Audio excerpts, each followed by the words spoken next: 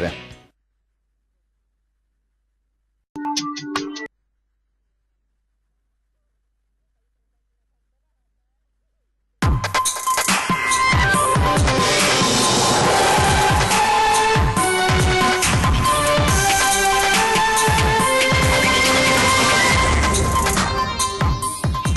caso del giovane imprenditore suicida a Morgano scuote le coscienze, l'appello del governatore Luca Zaia sui social, chiedete aiuto, l'allarme della CISL anche sui lavoratori dipendenti, quasi 1 su 10 è indebitato. Forza Italia all'attacco del decreto dignità, da Padova lanciata la manifestazione che domani prevede iniziative in tutti i capoluoghi di provincia del Veneto. Individuato rapinatore che aveva colpito sabato scorso in un bar del Trevigiano, è un incensurato, ha raccontato di essere in crisi dopo aver perso il lavoro e la separazione con la moglie. Nuova ondata di maltempo, nubifragio nel Bellunese, esonda un torrente tra Pieve e Calalzo di Catore, interventi anche nel Coneglianese. Terribile incidente nella notte in A27 all'altezza di Casale, tamponamento tra 2 auto, una di queste prende fuoco, l'automobilista di Meolo muore carbonizzato, un'altra vittima a Ceggia. Dopo l'eroina killer, Mestre nuovamente al centro dei traffici di uno stupefacente dagli effetti devastanti, arriva dalla terraferma veneziana la nuova droga conosciuta come droga di Hitler. Torna a Jesolo l'appuntamento con Griglie Roventi che domani sera vedrà sfidarsi sugli incandescenti barbecue di Piazza Torino 100 coppie di cuochi rigorosamente non professionisti. Buonasera e ben ritrovati con l'edizione del Veneto dei nostri telegiornali. In primo piano ancora il dramma degli imprenditori suicidi, il caso del giovane suicida nel capannone a Morgano scuote le coscienze. E dalla sua pagina Facebook il governatore Luca Zaia lancia un appello agli imprenditori in difficoltà: non vergognatevi a chiedere aiuto. Sentiamo. Un suicidio per crisi è una sconfitta umana e sociale. Si apre così il post del governatore del Veneto sulla sua pagina Facebook in relazione al dramma del giovanissimo imprenditore che a Morgano si è tolto la vita il giorno prima dello sfratto dal capannone dell'azienda ereditata dal padre. La Regione Veneto come istituzione, continua Luca Zaia, ha agito in questi anni cercando di non lasciare solo chi è colpito dalla crisi, istituendo un numero verde che dà sostegno a chi è in difficoltà, e dal 2012 sono arrivate quasi 5.000 chiamate. Il nemico numero 1 in questi casi, continua Zaia, è la solitudine, è la vergogna nel chiedere aiuto, ma avere problemi oggi non è un fatto isolato né straordinario. Lancio perciò un appello a tutti, prosegue il presidente della regione: chiedete aiuto, il sostegno c'è ed è concreto, ma chiedetelo, non restate soli. Un appello condiviso anche da diverse associazioni di categoria che negli anni della crisi si sono adoperate per fornire sostegno agli imprenditori in difficoltà. È vero che quando noi abbiamo un po' una cultura nostra trevigiana e veneta che ognuno ha una dignità e fa difficoltà ad andare in cerca di aiuto all'esterno, però questo va superato perché alla fine dobbiamo dare una priorità alla vita, insomma questo è un po' il tema, quindi negli uffici nostri come anche da altri consulenti uno può rivolgersi e cercare di capire se all'interno del sistema trovare magari una soluzione e un aiuto che da solo non può avere. E che nonostante la ripresa la situazione non sia rosea per molti lavoratori lo testimoniano i dati della CISL di Treviso relativi all'indebitamento. Nelle grandi aziende quasi un dipendente su 10 sta usufruendo della cessione del quinto dello stipendio, prestito al quale possono accedere i lavoratori con contratto a tempo indeterminato, ma anche i pensionati. Finanziamenti spesso caratterizzati da interessi altissimi e dal fatto che la rata viene trattenuta direttamente dallo stipendio o dalla pensione e sta creando conseguenze talvolta drammatiche per le famiglie. Forza Italia all'attacco del decreto dignità, da Padova lanciata la manifestazione che domani prevede iniziative in tutti i capoluoghi del Veneto. Sentiamo di cosa si tratta. È un decreto folle, è contro l'Italia, è contro il mercato, contro lo sviluppo del Paese. Forza Italia dichiara guerra al decreto dignità, il primo provvedimento economico del governo Conte. Una bocciatura netta, quella scandita a Padova dal partito al gran completo, che in Veneto vivrà un primo momento con l'allestimento di gazebi sabato mattina nelle principali città della regione. Artigiani, commercianti, piccoli, medi, grandi imprenditori, lavoratori, liberi professionisti che hanno votato Lega, cosa diranno adesso? Grazie Salvini? Ecco, noi non ci rivolgiamo tanto a Di Maio, è una causa persa, pace all'anima sua Di Maio, ci rivolgiamo alla Lega. Riuscite a tradire in questa maniera i vostri elettori? Salvini e la Lega sono nel mirino di Forza Italia, spiegano i vertici del partito, per aver sconfessato le ricette economiche sottoscritte alla vigilia delle elezioni, andando nella direzione opposta. Un decreto come questo, che purtroppo al di là delle stime dell'Inps creerà disoccupazione, creerà nuovi contratti in nero, questo è evidente, lo ammettono tutti. Secondo Brunetta il governo Conte cadrà da solo, schiacciato dal peso delle proprie contraddizioni e dall'incapacità di alcuni suoi membri non appena gli effetti delle sue ricette economiche inizieranno a farsi sentire, ma l'ultima frecciata è sempre riservata a Matteo Salvini, che alla vigilia delle ultime elezioni voleva portare Berlusconi dal notaio per sottoscrivere un patto antinciucio. Berlusconi disse no, basta la parola tra gentiluomini, e forse sarebbe stato meglio andare dal notaio, perché ci sarebbe stato non solo un divieto di fare inciuci a sinistra, ma di fare inciuci anche col Movimento 5 Stelle, come di fatto è avvenuto. Magari fossimo andati dal notaio. Ci rivolgiamo alla Lega, a Matteo Renzi, a Matteo Salvini. Torna a casa Matteo Salvini, torna nel centrodestra. Ed i dati della CGIL sull'occupazione nella Marca durante il primo trimestre del 2018 tracciano un quadro di ripresa che riserva anche delle positive sorprese, ad esempio appunto nella Marca, nell'area dell'Opitergino. Sentiamo. 9.000 nuovi posti di lavoro creati nel primo trimestre del 2018, con l'industria che riprende a crescere e con essa anche il settore dei servizi all'impresa. Trova una nuova conferma la ripartenza dell'economia trevigiana, non senza qualche dato inatteso, come la vivacità dell'area dell'Opitergino, che registra una buona performance del distretto del mobile e la crescita del settore agricolo.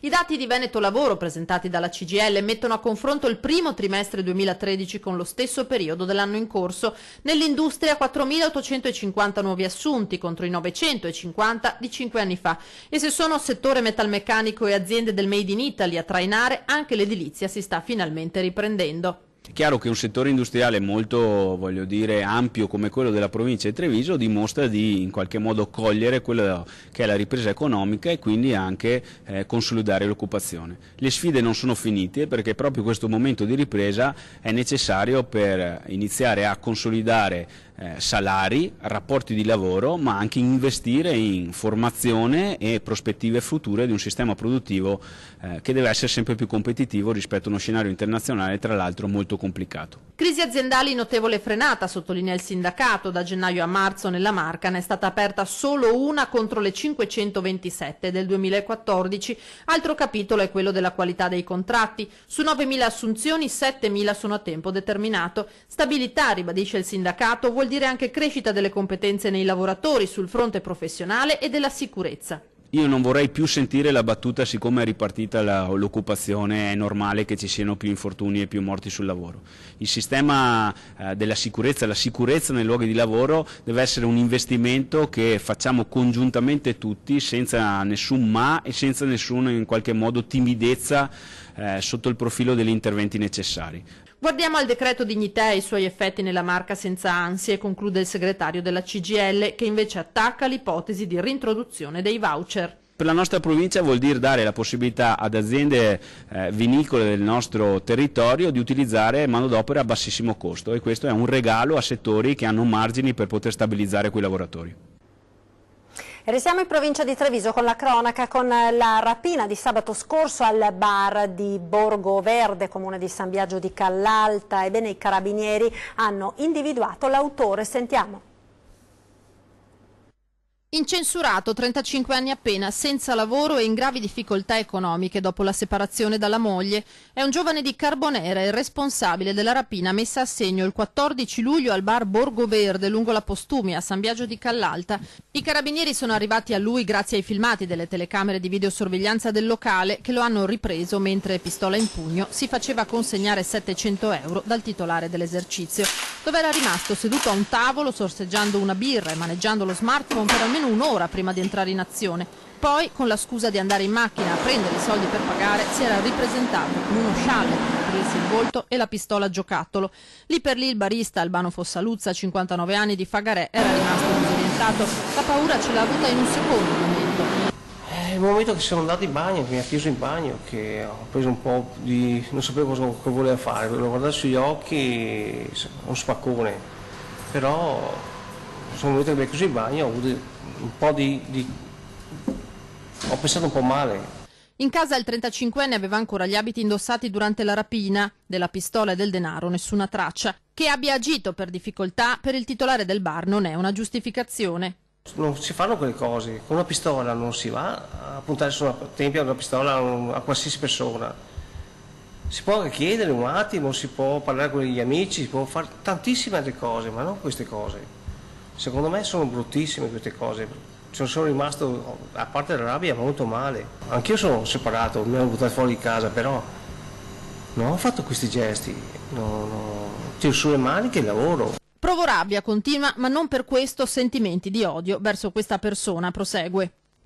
Se è uno cattivo, che è uno che ha sempre fatto questo lavoro, sì, che ha sempre fatto queste cose, sì, però ha avuto i suoi problemi, quindi per me...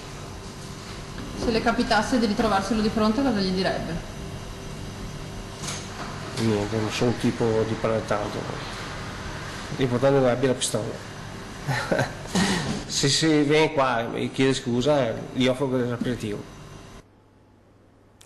Nuova ondata di maltempo oggi pomeriggio sul Veneto, particolarmente colpito il Bellunese, la fascia pedemontana tra i comuni di Pieve e Calalzo di Cadore è esondato il torrente Orsina che ha invaso il manto stradale di collegamento tra i due comuni bellunesi. In azione una pala gommata per liberare la strada dal fango e detriti, allertata la protezione civile regionale oltre al servizio forestale ai vigili del fuoco. L'assessore regionale alla protezione civile Giampaolo Bottaccin, che proprio oggi pomeriggio ha incontrato a Cornuda i sindaci dei comuni trevigiani colpiti dal maltempo di lunedì sera, si sta recando in sopralluogo nell'area bellunese colpita dal violento nubifragio. E proseguiamo con la cronaca perché purtroppo le ultime ore sono state davvero drammatiche sulle strade del Veneto. Nella notte tragico tamponamento lungo la A27 poco lontano dal casello di Treviso Sud, a perdere la vita un sessantenne di Meolo intrappolato nell'auto che ha preso fuoco. Sentiamo. Il violento tamponamento, l'auto che prende fuoco, le fiamme che avvolgono l'abitacolo senza dare scampo al conducente. È un sessantenne di Meolo, Tiziano Cattai, la vittima dell'incidente che si è verificato poco dopo mezzanotte e mezzo lungo l'autostrada A27 all'altezza del territorio di Casale sul Sile.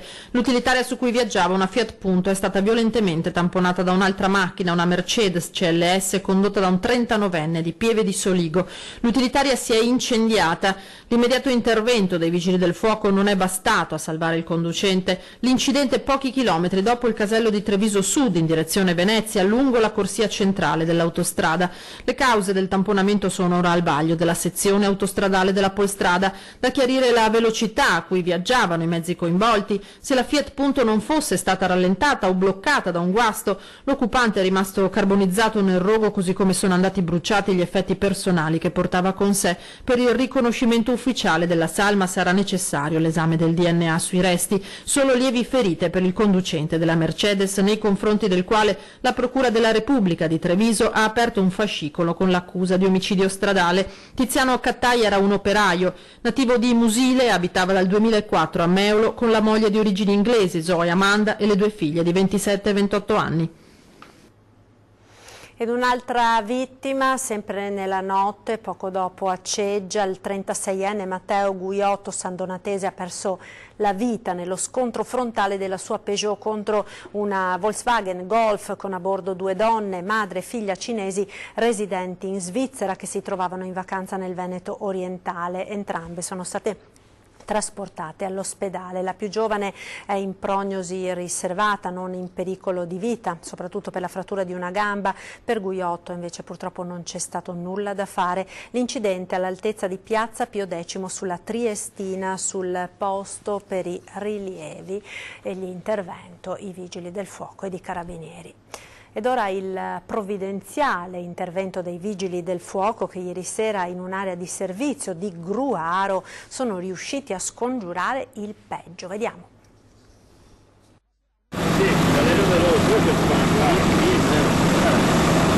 Quelle fiamme, quella colonna di fumo nero visibile a chilometri di distanza e la netta sensazione che potesse succedere l'irreparabile, una esplosione dagli effetti terribili. Succede tutto in pochi istanti nell'area di servizio Gruaro, sulla 28 in direzione Pordenone, e se quel boato temuto non è arrivato è grazie al tempestivo intervento di 26 vigili del fuoco giunti da Portoguaro, Sandona di Piave, San Vito al Tagliamento, Pordenone e Mestre. A fuoco un autoarticolato che trasportava polietilene e che da poco aveva parcheggiato nei pressi del distributore, in quel momento fuori servizio. Il materiale che è PET in granuli, che viene comunemente utilizzato per lo stampaggio delle bottiglie, è un materiale che in realtà nel momento in cui si rompe il contenitore in cui è trasportato sostanzialmente tende a creare un cumulo che in qualche modo ostacola la combustione del materiale ulteriore.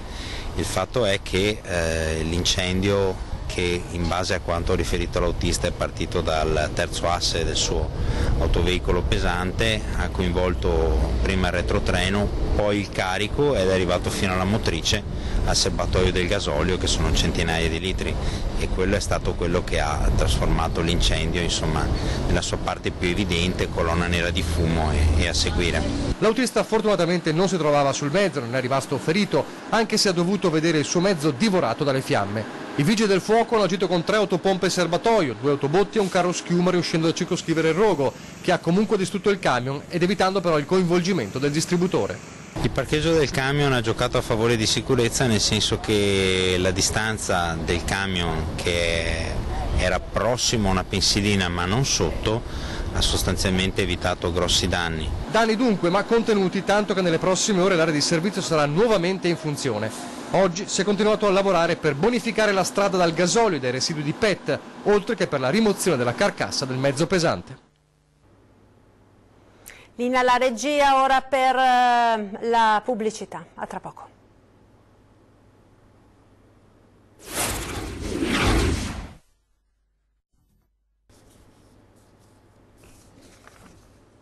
E rieccoci in diretta con l'edizione del Veneto dei nostri telegiornali. Ora l'appello disperato della figlia sui social: aiutatemi a ritrovare mio padre scomparso in laguna. Gianfranco Bullo, tassista di 49 anni, la sua barca è stata ritrovata senza nessuno a bordo. Ieri mattina, scrive su Facebook Giada, studentessa ventenne, mio papà è andato via con il suo coronet lasciando telefoni e tutto a casa, non abbiamo avuto più sue notizie. Se qualcuno lo ha vista o lo ha visto passare, per favore mi contatti. Le ricerche sono in corso in tutta la laguna di Venezia. Di solito usciva a pescare, racconta la figlia, ma l'attrezzatura non l'ha presa con sé, non ha mete abituali e l'unica speranza è che sia andato da solo in Croazia. Cambiamo argomento, parliamo di autonomia non solo, perché il professor Luca Antonini si avvia ad essere nominato giudice della Corte Costituzionale. Ieri i partiti hanno infatti trovato l'intesa sul nome del costituzionalista del Boa Padova e docente anche all'Università San Leonardo di Treviso, professore vicino al governatore Luca Zaia, tanto da essere stato il capo della delegazione che ha guidato la trattativa sull'autonomia tra Regione Veneto e Governo. Antonini, 58 anni, è stato presidente della Commissione Tecnica Paritetica per l'attuazione del federalismo fiscale ed è uno dei principali consulenti del Governo e del Parlamento. E proprio a proposito di autonomia, oggi il vice premier Salvini ha detto che conta entro l'estate di far sì che il Consiglio dei Ministri possa approvare quello che Veneto e Lombardia, assieme ad Emilia Romagna, porteranno come richieste. L'ha detto a margine del Consiglio federale della Lega, alla quale ha partecipato anche il governatore della Lombardia. Entro la fine del mese anche quindi il vice premier Salvini ha detto di voler aver individuato la via più veloce per arrivare appunto alla definizione dell'autonomia di queste regioni. E continuiamo con la cronaca, perché dopo l'eroina killer nella zona attorno alla stazione di Mestre arriva la cosiddetta droga di Hitler. Sentiamo di cosa si tratta. Dopo lo smantellamento della banda di nigeriani che smerciava la letale eroina gialla, Mestre è nuovamente al centro dei traffici di uno stupefacente dagli effetti devastanti. La polizia di Gorizia ha concluso con un blitz in un appartamento di Monfalcone il sequestro di 300 pastiglie e l'indagine su una banda di bengalesi che smerciava Yaba, una metanfetamina conosciuta anche come la droga di Hitler perché diffusa tra i soldati tedeschi durante la Seconda Guerra Mondiale. Oggi la usavano soprattutto giovani originari del Bangladesh, impiegati come operai nei cantieri navali del comune alle porte di Trieste. Lo scorso ottobre alla stazione ferroviaria i poliziotti avevano sequestrato un altro centinaio di pastiglie dal costo all'ingrosso di 2 o 3 euro e rivendute al dettaglio per 10 o 15. Gli investigatori non hanno dubbi. Provenivano da Mestre, dove vi sarebbe uno dei centri di smistamento della droga in arrivo dalla principale piazza di spaccio di Roma. Una decina gli indagati dalla procura di Gorizia, alcuni dei quali residenti nella terraferma veneziana. Tra le ordinanze restrittive emesse dal GIP, che vanno a sommarsi a quelle applicate agli arrestati in flagranza di reato. Ed ora siamo alla pagina con gli appuntamenti del fine settimana. Andiamo sul litorale perché torna Jesolo Griglie Roventi, che domani sera vedrà sfidarsi sugli incandescenti barbecue di Piazza Torino 100 coppie di cuochi rigorosamente non professionisti. In Italia ogni anno vengono organizzate più di 24 milioni di grigliate, ma nessuna come quella che i veri amanti del barbecue attendono per 12 lunghissimi mesi. In soli 3 giorni di prenotazioni aperte ha registrato il sold out l'edizione 2018 di Griglie Roventi, costringendo gli organizzatori a chiudere anche la lista d'attesa. L'appuntamento è per domani sera alle 20:30 in Piazza Torino a Jesolo.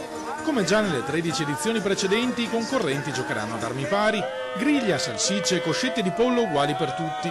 A cambiare saranno gli ingredienti segreti che ognuno sarà libero di aggiungere al mix, ma soprattutto l'estero dei concorrenti, tra le cui file un gruppo di chef professionisti ed esperti culinari, capitanati dalla food blogger Angela Maci, assegnerà l'ambito titolo di re del barbecue. La giuria valuterà la cottura, il gusto, la preparazione del piatto e anche la simpatia dei partecipanti, che quest'anno avranno una sfida in più.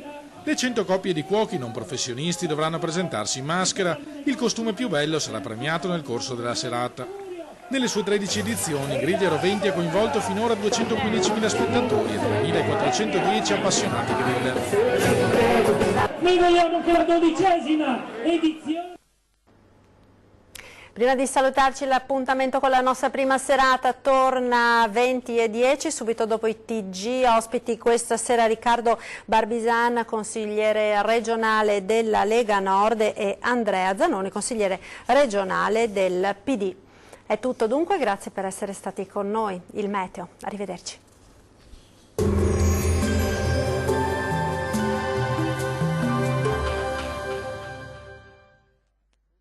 Ben ritrovati al meteo. Peggiora il tempo sulle nostre regioni, ma vediamo il dettaglio di sabato 21 luglio. Sul Veneto al mattino qualche pioggia solamente sui monti, ampie schiarite soleggiate invece altrove. Dal pomeriggio si accenderà l'instabilità, con rovesci e temporali piuttosto frequenti, possibili un po' su tutti i settori. Migliorerà entro la nottata.